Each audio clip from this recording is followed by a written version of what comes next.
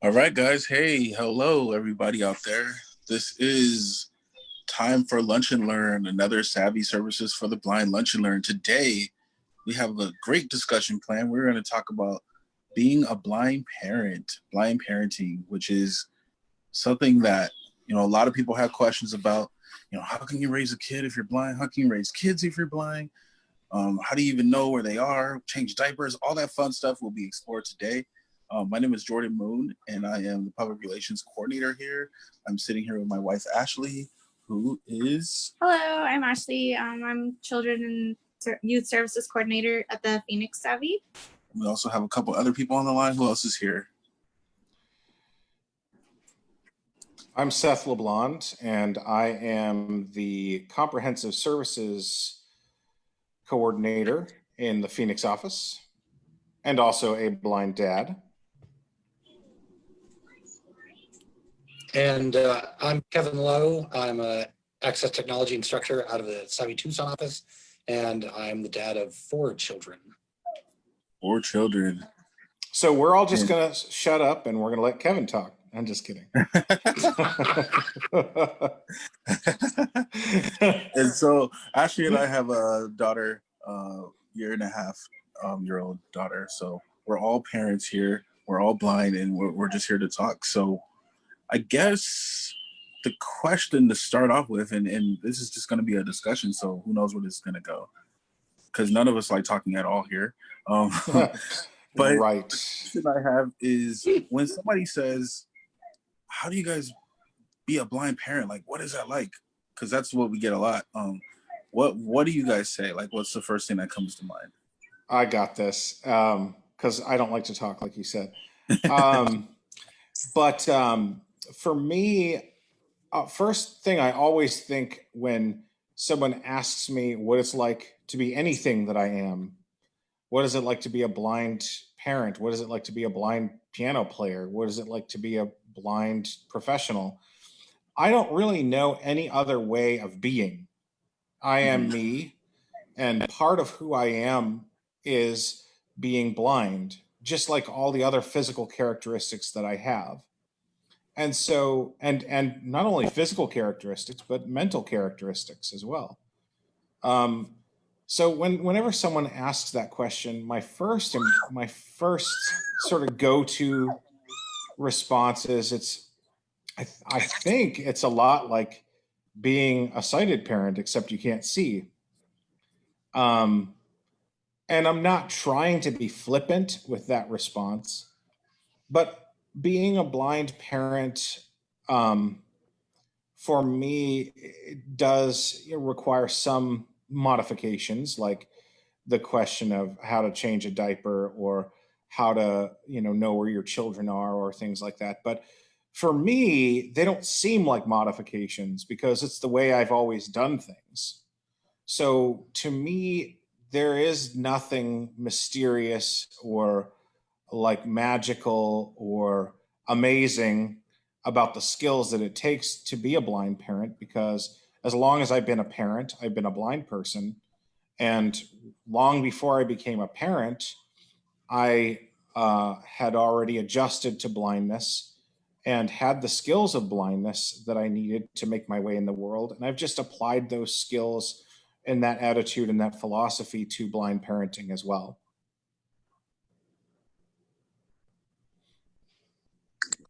Awesome. Kevin, do you have anything to add, or Ashley? No, I think, Seth, that's a great point. Being a parent, I think, is just an extension of the life that I was living before I was a parent. It's an extension of the training that I received as a young adult.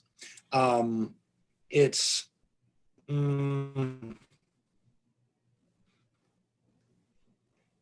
it's just putting together all those skills, and if I have the skill to do one thing, I have the skill to do another thing, right? And just doing it in that adaptive way that works for me. Like Seth, I've always been a blind parent, so I don't know what it was like to be a sighted parent. And that question of what's it like, I don't know, because I just do my thing. I use my other senses, my sense of touch, unfortunately, my sense of smell sometimes, my sense of hearing, I you know, love. um, I can hear if my child is in the other room causing trouble, or things like that, right? In all of our households, it's a daily occurrence, right? Yeah. Yes. I agree what both of you guys already said. I just wanted to add, like Jordan asked, the response when people ask questions like that, like, oh, well, how do you do this? Or how do you know how to do XYZ? And I would kind of just add to that to say that, does anybody really like just wake up and know how to be a parent? Like sided or not sided, or nobody just like, oh, I just know everything about being a parent just because I have a kid.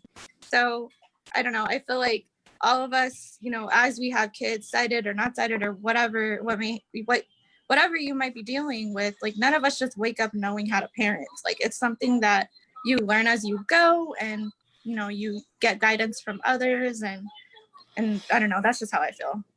I was totally terrified of being a parent. I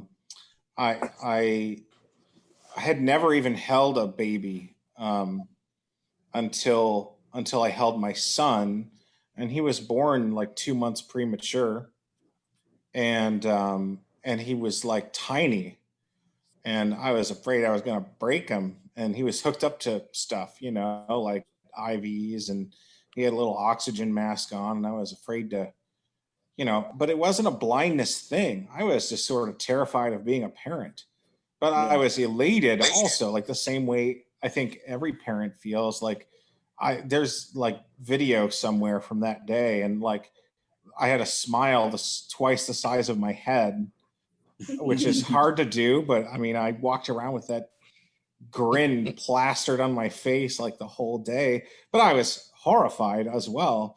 But again, I never really, that wasn't because of blindness. That was because I didn't feel ready to be a parent. And I don't know if anyone ever really truly does when they start parenting. But I think some people may have made the assumption that part of the reason why I was nervous was because of my blindness, and it didn't enter into it at all. I was just nervous being a parent. I still am nervous, like trying to make sure I'm disciplining my child appropriately and making sure that I'm teaching him the lessons that he needs to learn. And like, it's a huge responsibility. It's the biggest responsibility I'll ever have in my life, to make sure that I do everything I can to make sure that my child comes out all right and enters society, and has good manners and is smart. And like, I still feel that, but again, it's not because of blindness. It's because I want to be the best parent that I can. Absolutely. Do you guys feel though? No, I completely agree with what you're saying, Seth. When Liberty, my daughter, was born, I was crying because of the moment, not because I was a blind parent and scared, but it was just like, holy crap, like this is incredible, the most beautiful thing ever. And that was the moment. Like blindness didn't come into the equation, but sometimes it does for me, at least when talking to other people, or maybe when we're out in public. I know we haven't been in public that much lately because of COVID, but sometimes I feel a little bit of pressure to get it together or to have things look like they are good because of the fact that I'm blind. And I know that if Ashley and I are in public with our canes, and let's say we're struggling with something, there's going to be people swarming to get us. And if we're doing something like struggling folding a stroller or whatever, I'm automatically, unfortunately, thinking, they're noticing this blind person, they're going to come help, when that may or may not be the case. Do you guys ever feel that pressure to I guess perform or quote unquote be normal, even though, you're blind, and kind of overcoming that? I have felt that, just the idea. See, and again, but it's not because of anything internal, I don't Right. think. I guess I need some therapy now that you bring it up, Jordan. Just, but I feel like if I do make a mistake, okay, so all parents make mistakes, right? Yeah. No parent is perfect at every aspect of parenting, or really probably any aspect of parenting, if you want to know the truth. But I feel like if I make one of those mistakes that parents, all parents would make or could make, that other people will perceive that the reason I made the mistake is because I'm blind. Right. And Exactly. it's not like it could be anything that anyone could do, but because I'm the one who made the mistake, oh, it must be because he's blind. And that is unfortunately, that's an extension of sort of real regular non-parenting life too. Like anytime, I feel like we're often under a microscope, and people assume, like if you're taking a pan of cookies out of the oven, that if you burn yourself, it must have been because you were blind. Right. But everybody burns themselves on the oven sometimes, and no one else is under the microscope because of it. So I guess, like, in that way, I have felt that kind of pressure to be like as perfect as possible when I'm out in public, and it's unrealistic expectation, really. Yeah, it causes extra stress. Kevin or Ashley, you guys have anything to add to that? I would just say that I've felt that way too, but it is more of a thing of, if I make a mistake, that mistake will be amplified. I don't generally feel that way when I'm walking down the street with my children, or if I'm, going through the store or whatever. It's more of, oh crud, my child just ate neon chalk, and I have to go to the hospital to make sure she's okay. Which did happen. I know, this is experience talking. For sure. Things to look forward to. Yeah, thank you. I love it. We appreciate it, man. But I think what I run into more truthfully is the prejudice, because like with that incident with Caitlin eating chalk, she ate like this neon orange chalk, and they said, oh, she'll poop orange for a week. Is there anybody who can watch her poop and make sure that it passes? And I'm like, no, nobody watched. Me, parents here. We don't have anybody. We don't need anybody else. So it's more, I think, those kinds of prejudices for me that pop out. Hold on, buddy. Don't flush. We got to have grandma come over and look at that. Oh my god. Hey, Now we have things. Right, There's exactly. a lot of apps now. It's called Ira, seeing AI. What color is this? Can you tell me? Oh my god. Okay, well, on a different Hey, topic. if you're eating lunch right now, we apologize. Kind of. Well, it was parenting. Poop was going to come up at some point. Yeah, sure. The thing that I would say is, I think I kind of relate to Seth in the sense that, like, I don't think that I don't know how to explain what I'm saying, but I'll just give you like an example. I took Liberty to the doctor when she was probably like 4 or 5 months old, and for those of you who have not had a child, their car seats weigh like 1,000 pounds. So, and as blind parents, we have to take the car seats with us everywhere we go. We don't have a car that we can leave them in. So I took Liberty to the doctor. There I am, struggling with her car seat and her diaper bag and my purse and my cane. And, because I guess it's kind of like a pride, I would say, that I don't want people to think that like I'm struggling because I'm blind. So somebody asked me, one of the nurses asked me, oh, would you like me to take the car seat? And right away, my automatic response was like, no, I have it. I got it. And so there I am, struggling down the hall with this heavy car seat. I took a seat in the waiting room, and I'm waiting for my name to be called. And I see another mom with her baby, and the nurse came and got her because it was their turn. And she's like, oh, would you like me to carry the car seat? And that mom was just like, oh yeah, that would be great. Thank you.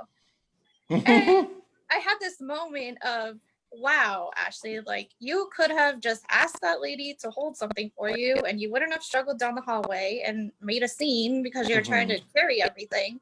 And in your head, it was because you were blind, when really she was just being nice because she probably sees people struggling with car seats all day long. So I think sometimes we have to think about that. In our heads, we're always worried that it's because we're blind, when it may not actually be the case. So right, that's a good point. Yeah, and just like everything else, kind of what you were saying earlier, Seth. I mean, you could be blind to anything, quote unquote, and that same kind of pressure is there. But I think because people love kids so much, and kids are everything right now, so it's just like that pressure of being this perfect blind parent when no one's a perfect parent in general. No one. I mean, I was just reading an article about these parents who are these parents are struggling with how to homeschool their kids right now, sighted or not. And if I know a lot of blind parents who might feel like, oh, I have to be the best parent right now because my kid's getting homeschooled, and if they're not learning right, they're going to think that blind parents can't teach. But like, honestly, a lot of people are struggling with their kids learning in school right now. So I think a lot of times as blind people we do put pressure on ourselves, but it's a lot of that internal pressure.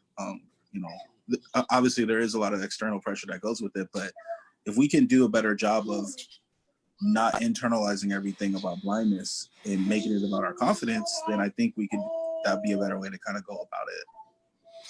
Yeah, Ashley hit on something. Not to change the topic because I'm not the host, but it just go ahead. struck a chord with me. Everybody wants to know, what do you think the most difficult part of blind parenting is? And for me, so far, my son is only 5. He just started kindergarten, so maybe next year I'll say the most difficult part was helping him with school during COVID. But kindergarten's pretty easy. I did pretty well in kindergarten. So I feel relatively well equipped to sort of help with that. But but actually juggling the diaper bag and the car seat and the child and the shopping cart and the cane, and especially if you have to go out somewhere by yourself, because you have to take an Uber someplace or you took the bus somewhere. The bus is almost, for me, I don't know if it's because I live in an area with crummy bus service or if everybody feels this way, but I can't even imagine most of the time taking a city bus anywhere with all that gear and the kid. And the most difficult part was just not having a car to just leave everything in like everybody else. That is definitely a blind parenting, not specific. I mean, there are some parents who don't own a car and they're not necessarily blind, but it's a small percentage, I think. Um, and just the sheer amount of stuff that you are carrying with you all the time and trying to navigate using your cane at the same time and keep your child safe. And oh my Lanta, that was by far the most difficult thing that I've experienced so far with parenting. I know soon I'll have, not soon, no, thank the Lord, not soon. Someday I will have a teenager and I'll probably have a totally different perspective. Um, but right now, for me, as a blind parent, that was the worst. The worst. No doubt. Kevin, do you think I would totally agree with that. Sorry, I didn't mean to talk over you, Jordan. No, just go ahead. Okay. So I would totally agree with that. I think I still have nightmares of going through like festivals and things like that with a child on my wife's back, a couple children in our hands, canes in our hands, and then I have the big, huge, heavy car seat on my back. that doesn't go very well. It's the one strap that straps it in the car that I have it kind of across my chest, holding it with one hand. Oh, super dad. All I'm sitting there, all I'm doing the entire time while I'm walking is thinking, I wish I had a car. Yeah. Right. And then someone wants a lemonade, and you're like, I don't think so, chump. Like, I don't think so. Who's gonna hold the lemonade? You want me to have? I'm not. No, there ain't gonna be no lemonade. That's just like, honestly, you hold it. Kevin, how old are your kids, just for reference, so that people know? My children are, let me see if I can get this right, 14, 10, 5, 8, and 5. Okay. So now you're dealing with teenagers here. Well, a teenager. Yes. Ooh. He's like, yes. Luckily, he doesn't drive yet, and COVID has really curtailed his activities. Yeah. Are there any other things that you feel? I mean, not to branch, no, to expand on the negative here, but just realistically, like, are there any other things as a blind parent that we may have to do that other people probably don't have to do? I mean, everybody changes diapers, but I'm talking about, you know, you guys were talking about car seats, carrying that. Anything else like that you guys can think of? You know, a lot of people ask how you keep track of where your kid is. Yeah. I think it depends on the child. I know that Gavin would not have suffered bells on his shoes. I can just see now that he would have taken them off and he would be playing with them, but there is no way that for any length of time he would have had bells on any part of his costume. So I, you know, for me, and I, like I said, I guess it depends on the kid, but Gavin was taught from the time that he could crawl that if mom or dad says your name, you answer. And if you don't answer when we say your name and we find you, you get in trouble. It's like a real deal. Like, so I never used bells or any other kind of thing like that. Gavin, praise God, has always held true to that teaching. And if I want to know where Gavin is, all I have to do is say, Gavin, and he will always answer or make some kind of noise that indicates where he is. So I think maybe I've lucked out because not all children maybe respond to that teaching the same way. And if he hadn't, maybe I'd have had to figure out how to glue the bells on permanently or something. But I know there's no way he would have done that. So that's another thing that people ask about all the time. How do you know where they are? Great call. Anything for you, Ashley or Kevin? Anything else? Go ahead, Ashley, and then I'll go. I was gonna say, I'm sure Kevin's got lots of examples. For me, honestly, I don't think I've hit that yet. Liberty's still pretty young. I'm sure there will be things that come up that I have to get really creative about. But I mean, luckily so far we've been able to really, you know, use other blind parents as a resource when we run into things, or we have so much technology now, like seeing AI to scan things or read things, instructions and whatnot. So I don't personally feel like we've hit anything that we couldn't like figure out so far. But I'm sure it's coming. So we'll see. So for me, there's a couple things about keeping track. We did do the bells and the shoes. It worked okay. It wasn't great, but we were trying something. One thing that we did with all of our kids is we used actually the same thing for all of them. We had this backpack. It looks like a monkey, and the tail is a leash. Yeah. And when our kids are old enough to be running around, but we need to go in a crowd, then they get the monkey backpack, and I hold on to the leash. My wife holds on to the leash.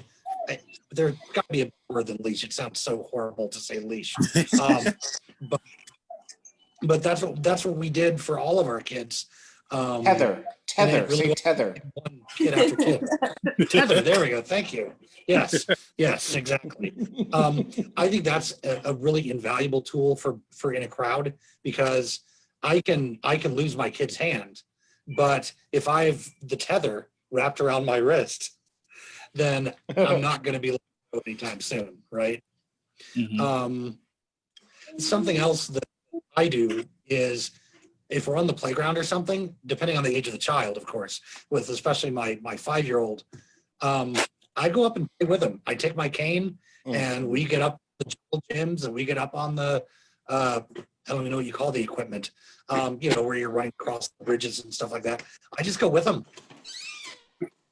Sometimes what I'll do is I'll go on the equipment and kind of just stay in one general place and watch them run around.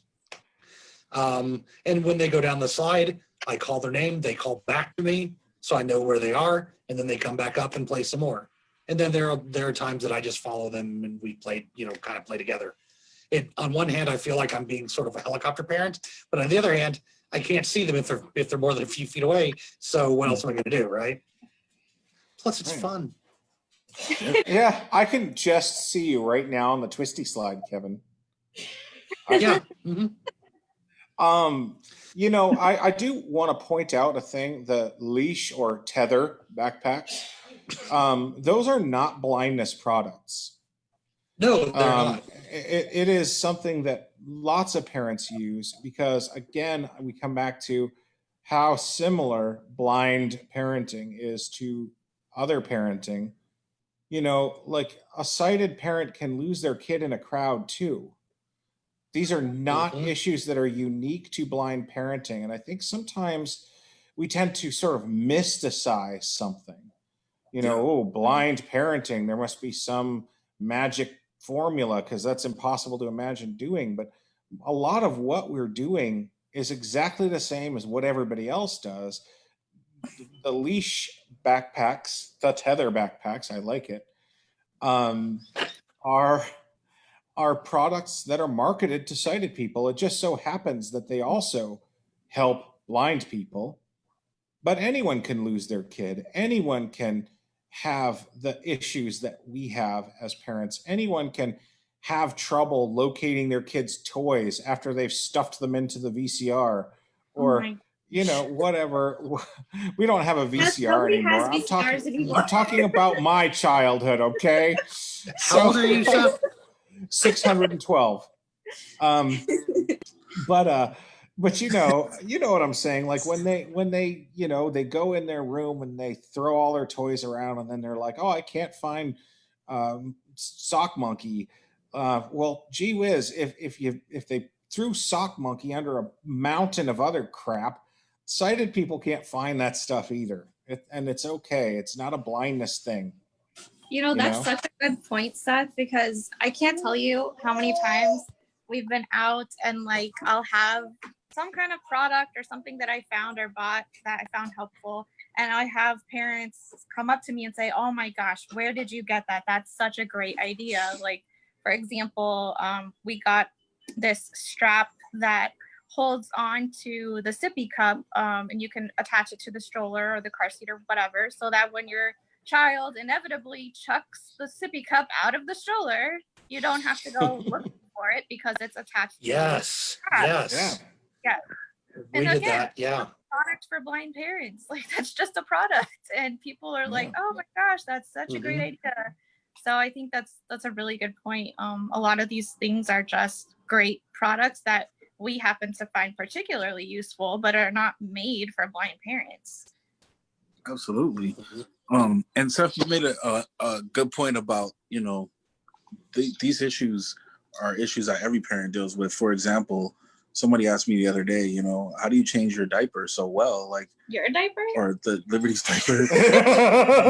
How do you change the diaper so well? Don't worry, he doesn't get much sleep, you guys. Not yet. I'm not 612 yet, like Seth.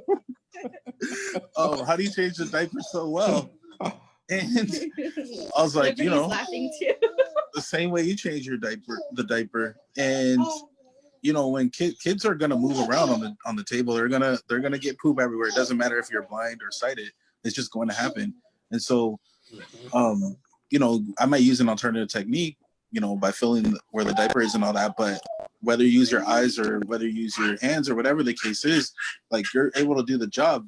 And that's one thing about Saavi. We teach what's called alternative techniques and alternative skills, and that using non-visual skills can be applied to any situation, including parenting. So, when we're thinking about blind parenting, I just tell people, I just use my non-visual skills. And they're like, what? And then we explain it to them. They're like, okay, that makes a lot of sense. So it sounds like that's kind of what we've all been doing right now.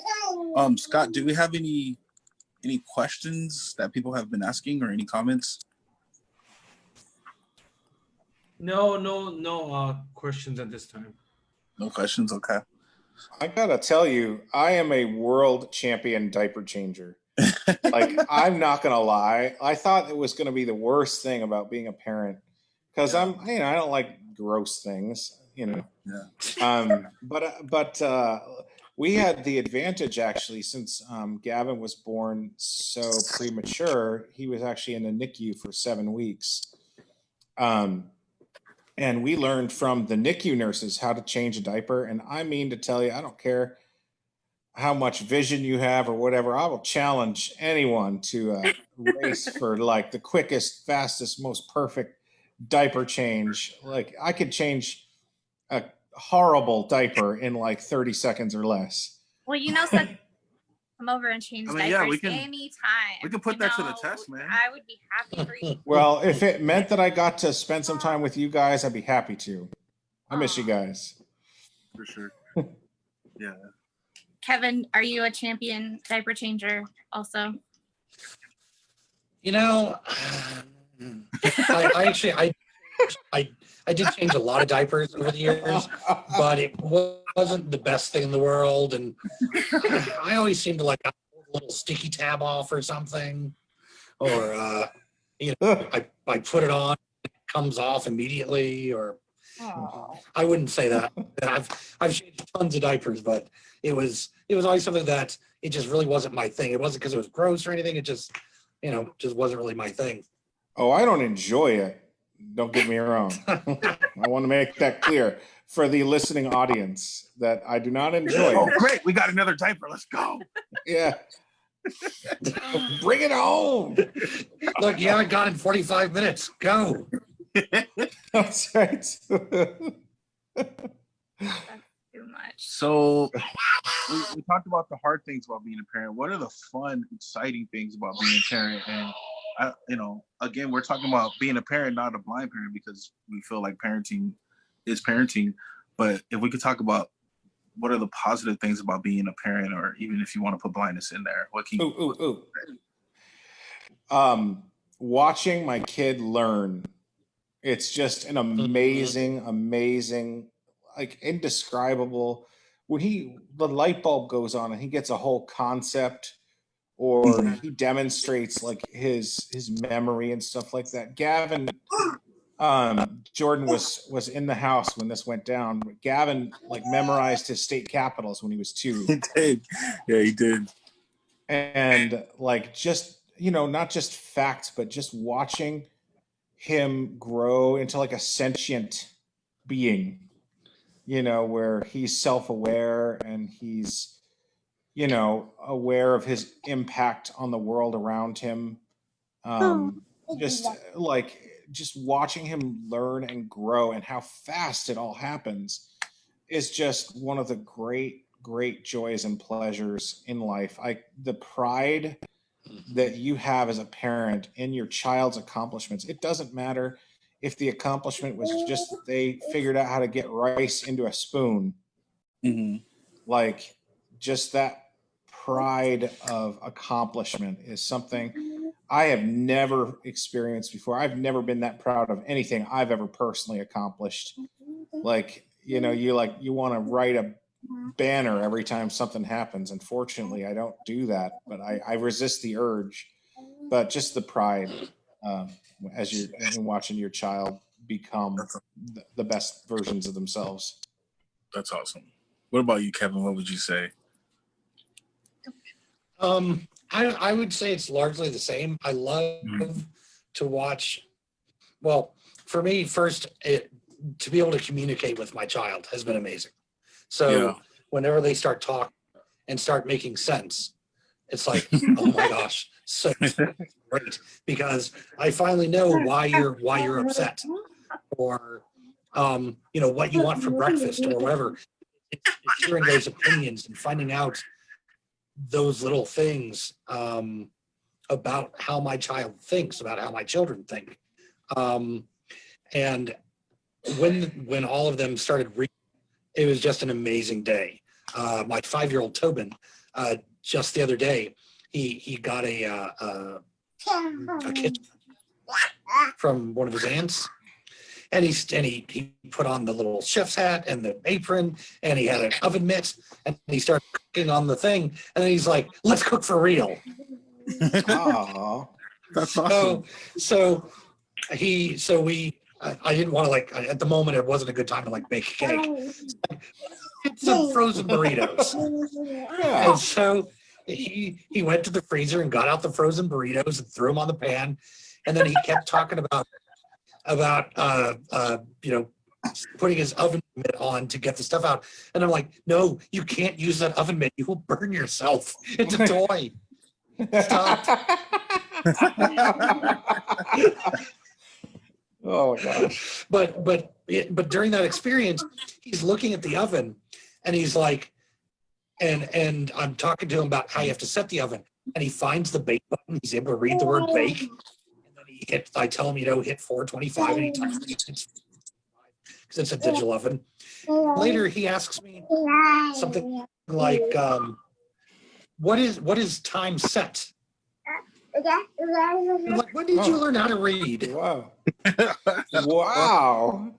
So it's stuff like that where he's learned things and I don't even know it. That I'm just that's awesome. Oh That's my awesome. gosh. That's awesome. What about you, Ashley? What is a positive thing? This is my favorite part.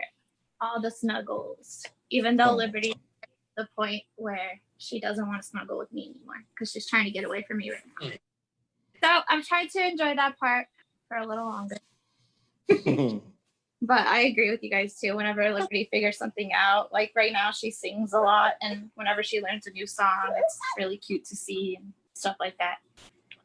Yeah, I think like when people, I think it's hard to remember when you guys are, when we're in the thick of it, raising our kids every day, we might be a little bit stressed like about whatever, but just like any other parent, it's like that sense of pride when somebody else comes up and goes, they're so cute, or wow, she's so smart. And you're just like, yeah, that's true. Like I should take a step back and really be appreciative of how awesome my kid is. And so that sense of pride, what you were saying, Seth, is amazing. Just to be able to have other people recognize it is a really good feeling too, because it lets you know that you're doing all right. Like you may be a blind parent, but hey, they're happy, they're healthy, they're still growing. What more can we ask for, honestly? So that's super positive. So Gavin started kindergarten last week, and I was with him on a second day of school. His mom had him his first day. And on the second day of school, they were going around and each child was asked if they wanted to share anything with the class. Of course, Gavin's super shy like me, so he didn't want to say anything. Just kidding. Gavin is not shy and will talk to anyone for any length of time. And share their favorite animal sound. Gavin had to share 2 animal sounds because he likes monkeys and cats, apparently. But then he goes, but first, I want to tell you something. He's talking to his teacher, and the teacher said, okay. He said, I think you're going to be the best teacher ever. And I'm like, where in God's name did that come from? Yep, that's my son right there. My son is learning how to be like awesome. like he's learning how to be like a dip. I'm like, I don't even know where he came up with this, or we didn't talk about it before what he wanted to say, but he's able to mute and unmute his own Zoom sessions now. His class is virtual. Wow. And that's what he said when he unmuted. I just wanted to tell you that I think you'll be the best teacher ever. And his teacher was like, okay, well, you get an A. Is his teacher a woman? Yes. I think Gavin just has a thing for the ladies. I think He we all know does. this. I know, because he wanted to marry you at one point. Yeah, when he was like 3, he asked me to marry him. I know. He was only 3, so I think you're gonna have to keep an eye on him. I know. I'm a little worried.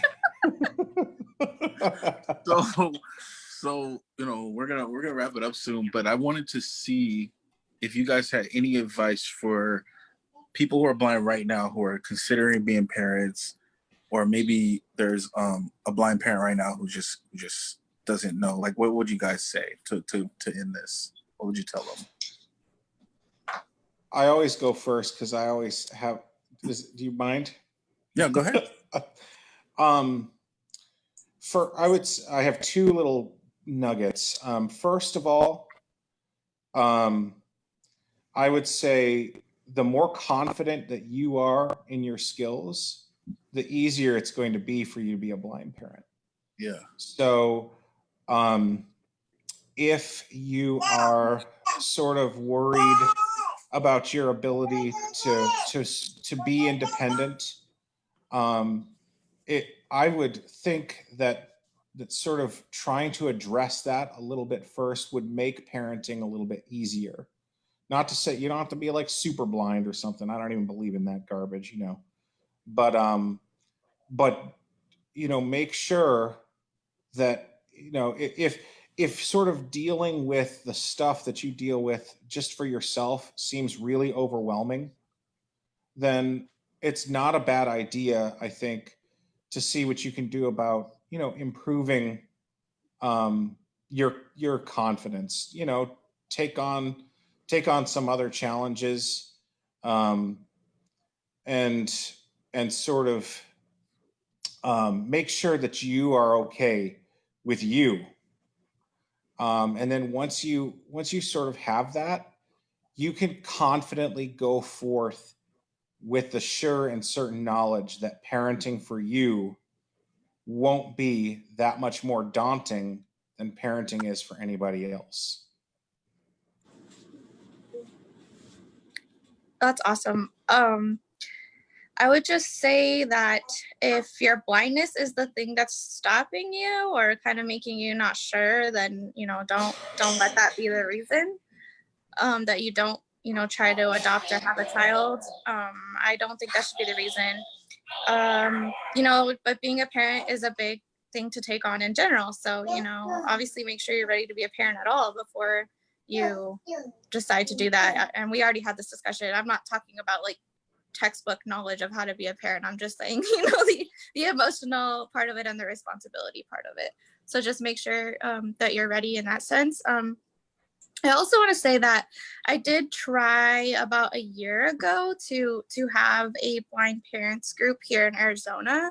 And I didn't get much interest. So if you guys are out there and you do want to have a blind parents group and you are interested, we're here to help each other. So you feel free to reach out. I'm sure the other parents feel the same way. Seth and Kevin, I don't know if you guys feel the same way. But my email address is amoon, MOON, @saavi.us. So if you guys are interested, you can reach out to me.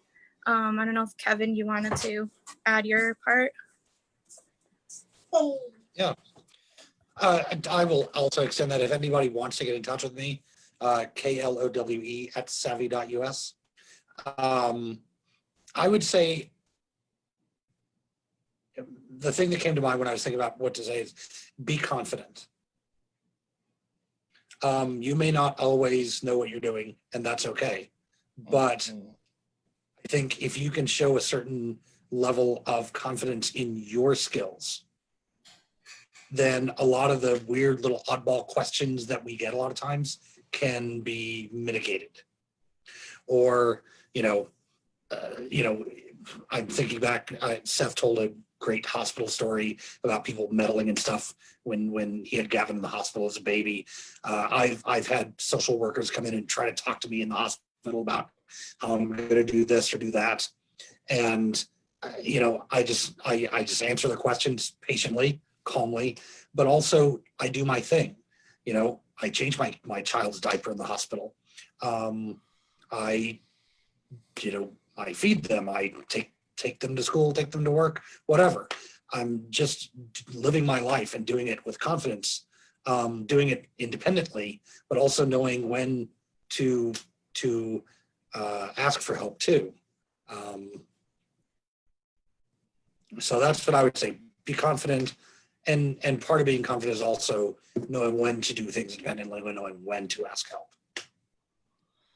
Awesome. Thank you guys very much. Oh, go ahead, Seth. Sorry, I just want to underline a really critical part of what Kevin said, and I think this is really important. You do not have to know how to do everything as a parent. Mm-hmm. Sometimes we are all just winging it a lot of the time. I'm not an expert on blind parenting at all. Yeah. I probably never will be. When my kid grows up and gets out of the house and gets married and gets a job and whatever he does, I will still not be an expert on blind parenting or anything like that. just remember when you don't know how to do something that a lot of parents don't know how to do it, blind or sighted or whatever. So you don't be self-conscious and feel like you have to know everything about parenting before you have a child, because that is an unattainable goal. Absolutely well said. You know, it it's okay to be nervous. It's okay to have doubts. You're a parent just like everybody else, and if you take blindness out of it, everybody's going through the same thing. If you put blindness in it and you make blindness the focus, then you're gonna overwhelm yourself. And just to like let people know, in Arizona, we actually passed a law a couple years ago that makes it illegal for someone to take your kid away from you just solely based off blindness. So know that you have legal protection. You have a lot of social groups and organizations here. You have us that you can reach out to. You know, the NFB of Arizona has a group that they're starting. So we thank you for tuning in, and just know that it could be rough, but it's not impossible. And there's a lot of more joy of being a parent than you would think. So when people come up to you and say, "What's it like being a blind parent?" I think the answer you should say is, "It's just like being a parent." So thank you guys very much. Is there anything else you guys want to say before we end this conversation? I have a question for Scott.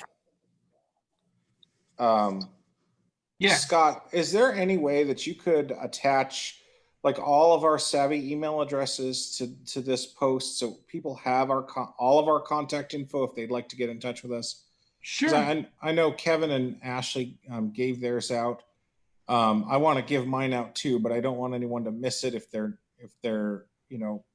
don't have a way Sure. to write stuff down. So if you could post those, then you guys, all of us, are totally open and would be happy to chat with you anytime about parenting. So our email addresses are going to go up as part of this post, so you can get in touch with us. Thanks, Scott. You're welcome. Yeah, please feel free to reach out to us, guys. We would love to talk to you. Well, thank you very much, guys, for joining us today. Write some comments. We'll answer them. And we look forward to connecting with you. Thank you. Thank you very much. Bye, guys. Thanks a lot. Bye. See ya.